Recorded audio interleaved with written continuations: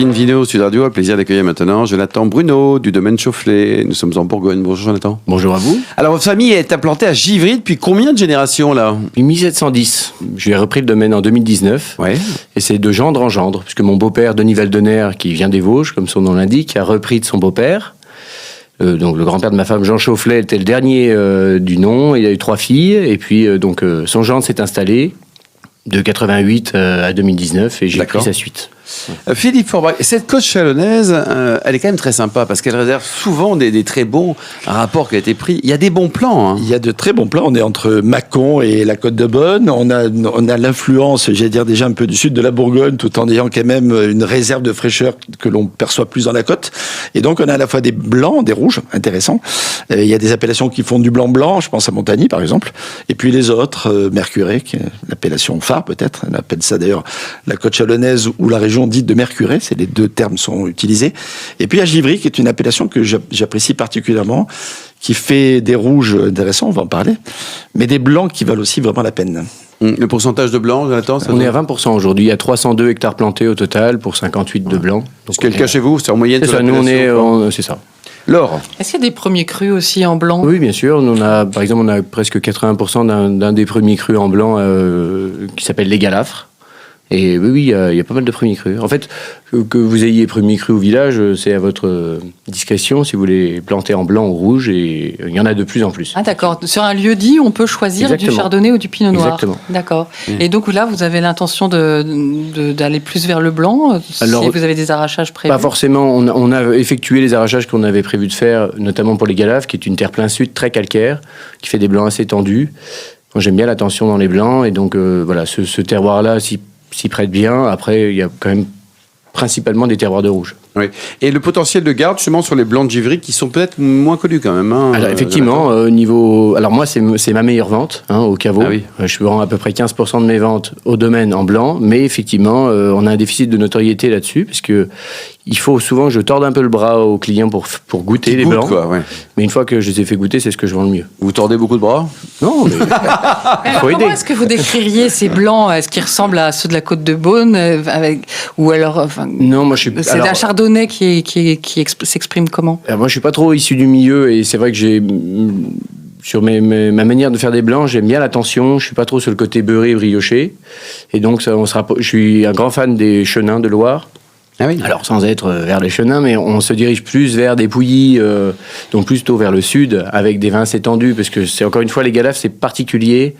Il y a les Crozaux aussi, qui est un autre lieu-dit sur Givry, qui a la même terre, qui est vraiment très calcaire, très blanche, qui est à côté par exemple de nos premiers crus en rouge, et il y a 5 millions d'années d'écart, alors qu'il y a 100 mètres d'écart.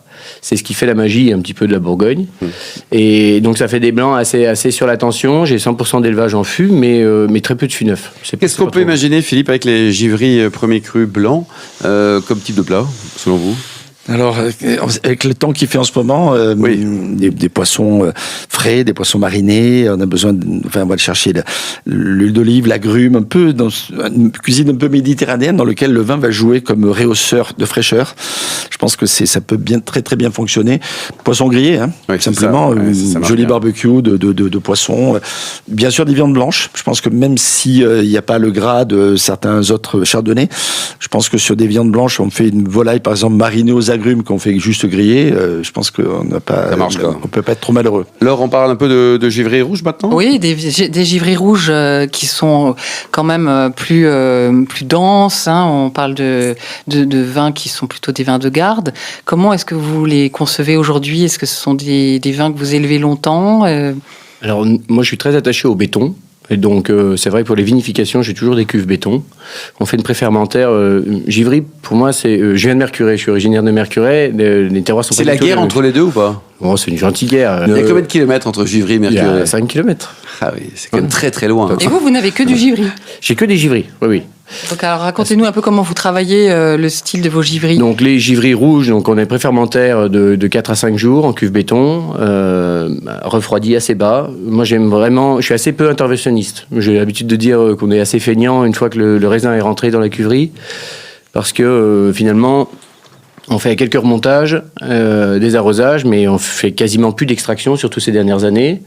Alors La grande majorité qu'on a pu avoir, c'est des millésimes un petit peu chauds.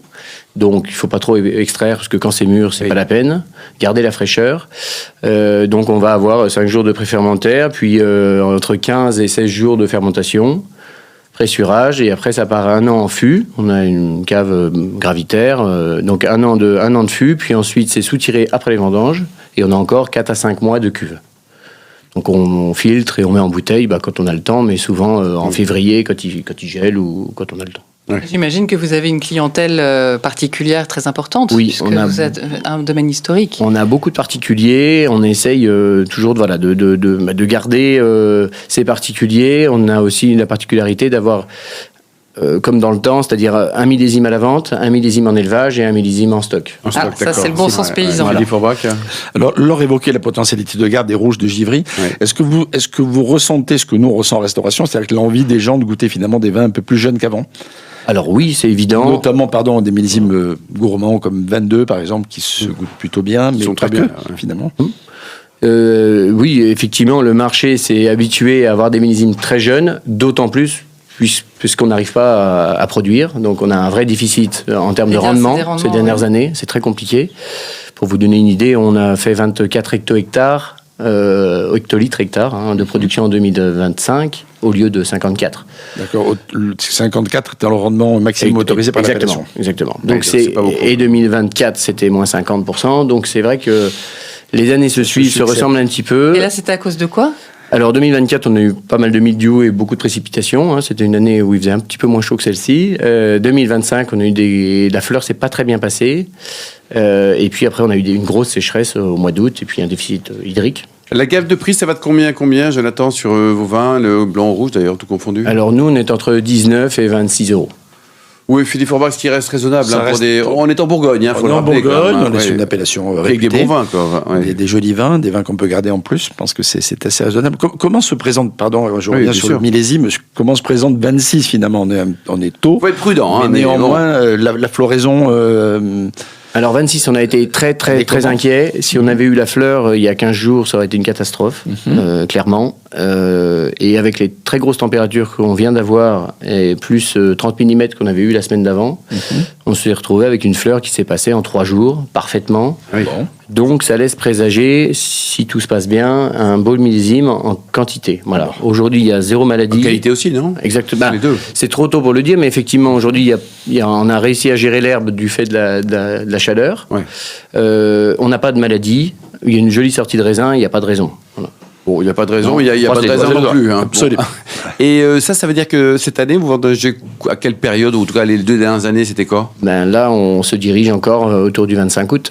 Bon, qu'est-ce qu'on peut vous souhaiter d'avoir une belle qualité, une belle quantité, et puis des clients un peu partout dans le monde, quoi? Oui, alors des clients partout dans le monde, on n'est pas à plaindre, honnêtement, puisque la côte chalonnaise est probablement un des meilleurs rapports qualité-prix en Bourgogne aujourd'hui. Oui. Et donc, ça nous ouvre des portes quand ça coince un petit peu là-haut du fait des prix et puis du contexte général. Ce qui nous manque maintenant, c'est la quantité. La quantité, clairement. Quoi. Allez, vous terminez on va rappeler les températures de service, c'est important ça. Pour les blancs et pour le rouge, vous nous rappelez selon vous. Moi, j'ai l'habitude de servir les vins un peu plus frais, justement, de faire cette recherche de fraîcheur. Et donc, les blancs, je les sers entre 11 et 12, et puis les rouges à 14 et pas beaucoup plus. Merci beaucoup, Jonathan. Vous avez un site internet peut-être pour prendre enseignement, pour en savoir un peu plus? Domaine.chaufflet.